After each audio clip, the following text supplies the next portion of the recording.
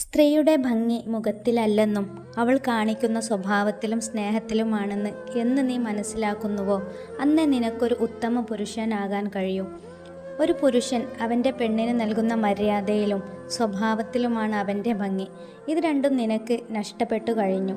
നിന്നെ പരിചയപ്പെട്ടപ്പോൾ അറ്റ്ലീസ്റ്റ് നിന്നെപ്പോലെ ആകരുത് എന്നെങ്കിലും ഞാൻ പഠിച്ചു വെക്കണ്ടേ? ഇനിയൊരു ജന്മമുണ്ടെങ്കിൽ പോലും നമ്മൾ പരസ്പരം കണ്ടുമുട്ടരുതെന്ന് ഞാനിപ്പോൾ ആഗ്രഹിക്കുന്നു. എൻ്റെ ജീവിതത്തിലെ വില്ലൻ നീയായിരുന്നില്ല, ഞാൻ തന്നെയായിരുന്നു. സ്വയം സ്നേഹിക്കാതെ നിന്നെ സ്നേഹിച്ച്, അതും അമിതമായി. എന്നോട് സ്വയം അഭിപ്രായം ചോദിക്കാതെ എല്ലാം നിൻ്റെ ഇഷ്ടത്തിന് വിട്ടു തന്നു. സ്വന്തം ഇഷ്ടം മാറ്റിവെച്ച് നിനക്ക് പ്രാധാന്യം നൽകി. ഇതെല്ലാം തിരിച്ചു കിട്ടാതെ വന്നപ്പോൾ ഞാൻ എന്നെ തന്നെ തകർത്തു. അപ്പോൾ ശരിക്കും സത്യമായിട്ടും എൻ്റെ ലൈഫിലെ വില്ലൻ ഞാൻ തന്നെയല്ലേ? എടോ, നീ എനിക്കിത്തിരി പരിഗണന തന്നിരുന്നെങ്കിൽ, അംഗീകാരം തന്നിരുന്നെങ്കിൽ, സ്നേഹിച്ചിരുന്നെങ്കിൽ, നിൻ്റെ കൂടെ ഞാൻ സുരക്ഷിതയാണെന്നൊരു ബോധ്യം വളർത്തിയിരുന്നെങ്കിൽ, എന്നോടൊരൽപ്പം സത്യസന്ധതയും ബഹുമാനവും കാണിച്ചിരുന്നെങ്കിൽ, എൻ്റെ സ്വപ്നങ്ങളുടെയും ആഗ്രഹങ്ങളുടെയും കൂടെ കുറച്ചെങ്കിലും നിന്ന് തന്നിരുന്നെങ്കിൽ, എങ്കിലൊക്കെ ഇന്നും നീയും ഞാനും ഒരുമിച്ചുണ്ടാകുമായിരുന്നില്ലേ? ഞാൻ പറയുന്നതൊന്നും നീ കേൾക്കാൻ പോലും നിന്ന് തന്നില്ലല്ലോ.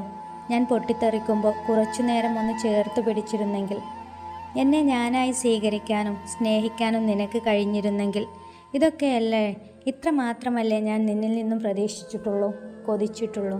പക്ഷേ നീ തന്ന അവഗണനകൾ, എന്നോട് പെരുമാറിയ പെരുമാറ്റം എല്ലാം നീ ആരാണെന്ന് എനിക്ക് കാണിച്ചു തരികയായിരുന്നു. ഞാനിപ്പോൾ കരച്ചിൽ നിർത്തി. കാരണം എൻ്റെ കരച്ചിലിൽ എനിക്ക് മാത്രമേ വേദനിക്കുന്നുള്ളൂ. നിനക്കോ എൻ്റെ ചുറ്റിലുമുള്ളവർക്കോ ഒരു ചുക്കും സംഭവിക്കുന്നില്ല. ഇനിയും ഞാൻ എന്നെ വേദനിപ്പിക്കാൻ തയ്യാറല്ല. നീ എന്നിൽ നിന്ന് ആഗ്രഹിച്ച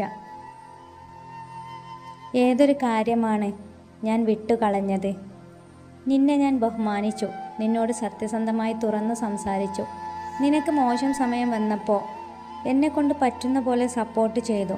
നിൻ്റെ ഫ്രീഡത്തിൽ പോലും ഞാൻ കടന്നു വന്നിട്ടില്ലായിരുന്നു.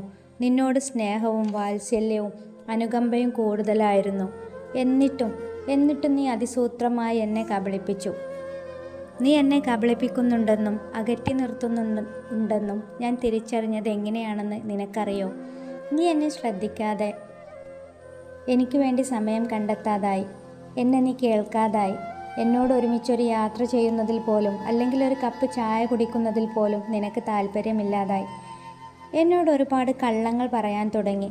ഇങ്ങനെ ഒരുപാട് കാര്യങ്ങൾ കൊണ്ട് നീ എനിക്ക് അന്യനായി. നിൻ്റെ ആത്മാർത്ഥത എന്താണെന്ന് തീരുമാനിക്കുന്നത് നിൻ്റെ സാഹചര്യങ്ങളായിരുന്നു. നിനക്ക് പറ്റാത്ത സാഹചര്യം വന്നപ്പോൾ നീ എന്നെ തള്ളിപ്പറഞ്ഞു, കുറ്റക്കാരിയാക്കി. നിൻ്റെ ആവശ്യങ്ങൾ കഴിഞ്ഞപ്പോൾ നീ എന്നെ വിട്ടുപോയി. അന്ന് ഞാൻ കരഞ്ഞു പറഞ്ഞപ്പോൾ നീ പറഞ്ഞ മറുപടിയിൽ ഒരു നിമിഷം കൊണ്ട് ഭൂമി തളർന്ന് ഞാൻ താഴോട്ട് പോയെങ്കിലെന്ന് വരെ ആഗ്രഹിച്ചു. അതികഠിനമായി കൊതിച്ചു. അങ്ങനെയാണ് അന്ന് മരണക്കിടക്കയിലെത്തിയത്. സാരമില്ല, ഇനി എന്തായാലും എനിക്ക് ആ കഴിഞ്ഞ കാലത്തേക്കൊരു തിരിച്ചുപോക്കില്ല. ഞാനിനിയും ഒരുപാട് എഴുതി നിന്നെ ബോറടിപ്പിക്കുന്നില്ല. ഒരിക്കലും ഒരു ശല്യമായി ഞാനില്ല. എന്നെങ്കിലും എന്നെ ഓർക്കുമ്പോൾ ഒരു തുള്ളി കണ്ണുനീർ നിൻ്റെ കവിളിൽ ചാലിടുന്നുണ്ടെങ്കിൽ അന്ന് നീ ഓർത്താൽ മതി, ഈയുള്ളവൾ നിന്നെ ആത്മാർത്ഥമായി ആഴത്തിൽ സ്നേഹിച്ചിരുന്നു. അന്നൊരിക്കലും പക്ഷേ എന്നെ കാണാനോ മിണ്ടാനോ പറയാനോ കഴിയാത്ത അത്ര ദൂരം നമ്മൾ മനസ്സുകൊണ്ട് അകന്നു കഴിഞ്ഞവരായിട്ടുണ്ടാകും. ഇനി എൻ്റെ ലക്ഷ്യത്തിലേക്കുള്ള ചവിട്ടുപടികളെ എൻ്റെ മുന്നിലുള്ളൂ. ഇനിയും തകർന്നിരിക്കാനില്ല, തളർന്നിരിക്കാനില്ല. ഇനി എനിക്ക് ജീവിക്കണം. ഇതുവരെയുള്ള ജീവിതത്തിൽ നിന്നും വ്യത്യസ്തമായിട്ട്. എന്നെ പരിഹരിച്ചവരെ കൊണ്ട്, കളിയാക്കിയവരെ കൊണ്ട്, പറഞ്ഞവരെ കൊണ്ട് അവളാണ് പെണ്ണ് എന്നൊന്നും പറയിപ്പിക്കണമെന്ന് എനിക്ക് നിർബന്ധമില്ല. പക്ഷെ അവരൊക്കെ അത് പറയും. ആ നാളുകളാണ് ഇനി വരാൻ പോകുന്നത്. ഈ എഴുത്തോടുകൂടി കഴിഞ്ഞ കാലം ഞാൻ മനഃപൂർവ്വം മറന്നു കഴിഞ്ഞിരിക്കുന്നു.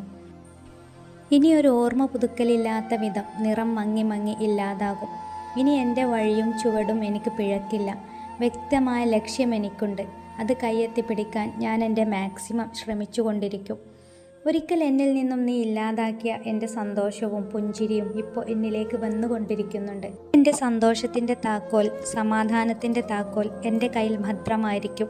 ഒരിക്കലും ഇനി അത് മറ്റൊരാളിൽ അകപ്പെടാൻ ഞാൻ സമ്മതിക്കില്ല. ഇപ്പോൾ ഞാൻ കണ്ട ലക്ഷ്യത്തിൽ നിന്ന് ഒരു പിന്തിരിയൽ എൻ്റെ വിജയം കൊണ്ടല്ലാതെയില്ല. ഇനി ഒരിക്കലും ഞാൻ ഓവറായി ഒന്നിലും ചിന്തിക്കില്ല. കാട് കയറിയുള്ള ചിന്തയാണ് എന്നെ നശിപ്പിച്ചത്. ഇനി ഒന്നിനും ഞാനില്ല. എനിക്ക് വേണ്ടി പ്രാർത്ഥിച്ച, ക്ഷമിച്ച എൻ്റെ അമ്മയും അച്ഛനും കഴിഞ്ഞിട്ടേ ബാക്കിയുള്ളൂ. കഴിഞ്ഞത് കഴിഞ്ഞു. ഇനി ബോറടിപ്പിക്കാതെ നിർത്തുന്നു. എന്നെങ്കിലും എവിടെയെങ്കിലും എപ്പോഴെങ്കിലും ഈ കത്ത് വായിക്കാൻ നിനക്കിടവരട്ടെ എന്ന് മാത്രം ഞാൻ വെറുതെ കൊതിക്കുന്നു. ബൈ. കണ്ട് കണ്ട് കാണാതായ, മിണ്ടി മിണ്ടി മിണ്ടാതായ ഒരു അപരിചിത.